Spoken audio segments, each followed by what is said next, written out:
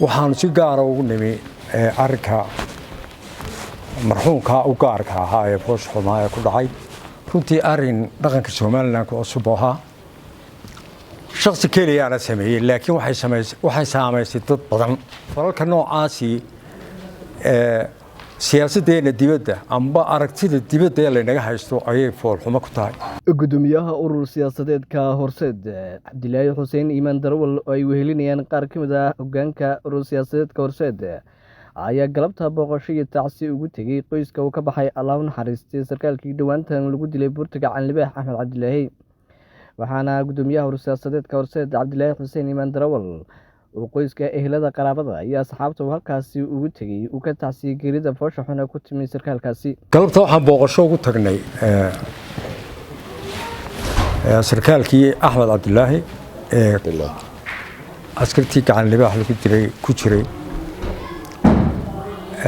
sababtan ugu tagnayna waxa weeye tacsidii hore uu marxuumintii jaalayaashiisa la qabay horaan ugu gudbinay waxaan si gaar ah ugu nimi arrinka marxuumka u gaarka ahaa ee foosha xumaa ee ku dhacay inaanu ka tacsiyadeyno runtii arrin dhaqanka Soomaaliland oo cusub ahaa shakhsi kaliya aan sameeyay laakiin waxay saameysay dad badan waxaan loo baahan yahay in ciddii ay u difaacayeen ninka falkaa geystay inay ka raali geliso qoyska iyo dadkaba mujtamaca Soomaaliland dawlad ahaanna waxaan odhan lahaa ka raali gelin bixiya qaran ahaan sababta waxa weeye falalka noocaasi siyaasadeena dibadda amba aragtida dibadda ee la naga haysto ayay fool xumo ku tahay marka inaynu ka xunnay oo wax cusub oo nagu dhacay yahay oo inaan dib isaga ilaalin doono in la dareemo oo laga hadlo weeye dawlad ahaan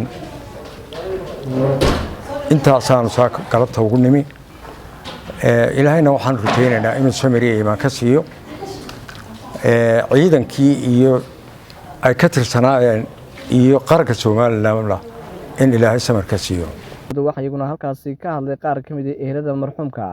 waxaanay gudoomiyaha uga mahad celiyeen boqoshadiisa ugu yimi iyo tacsidaasi la wadaagay Cabdilaahi bile taliyay ku geeriyooday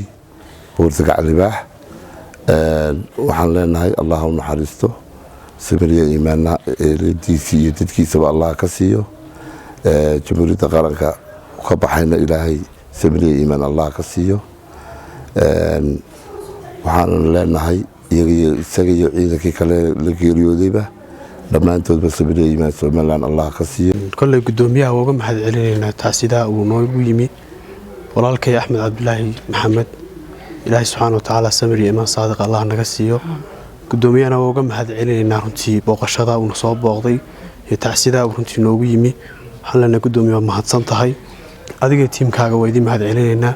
ilaahay waxaan ka rajaynaynaa insha Allah ta'aala walaalkay ilaahay qulubta waxa weeye runtii nooga reebo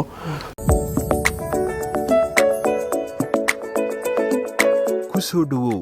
sariflaha Maxamed Money Exchange oo ka sarifo dollar iyo cash hadba kaad isticmaalayso hamoogan waqti kasta iyo goob kasta oo aad ku sugan tahay soo dhawow